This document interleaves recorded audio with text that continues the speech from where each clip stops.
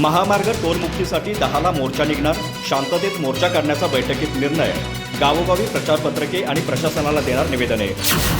संकेश्वर बांदा महामार्ग टोलमुक्तीसाठी 10 जूनला मोर्चा काढण्याच्या निर्णयावर सर्वपक्षीय बैठकीत शिक्कामोर्तब झालं।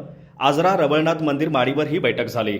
यावेळी आजरा ग्रामस्थ तसेच पंचक्रोशीतील नागरिक आणि सर्वपक्षीय राजकीय नेते मंडळी मोठ्या प्रमाणात हजर होती।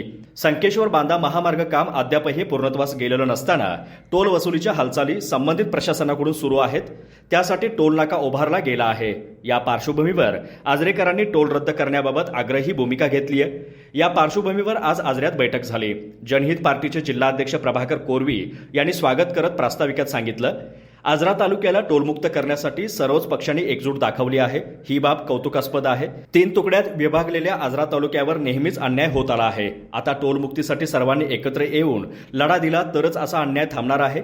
त्यामुळे गटातटाचा विचार न करता सर्वजण आजरेकर म्हणून मोर्चामध्ये सहभागी होऊन हा मोर्चा यशस्वी करू आणि टोलमुक्ती मिळवू। यावेळी सर्वपक्षीय नेते तसेच नागरिकांनी विविध सूचना केल्या।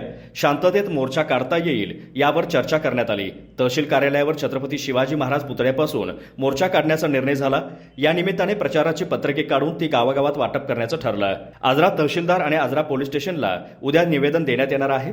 सकारात्मक निर्णय न झाल्यास विराट मोर्चा काढण्यावर ठाम निर्णय झाला। या पार्श्वभूमीवर रविवारी 9 जूनला आढावा बैठक घेण्याचं ठरलं आहे।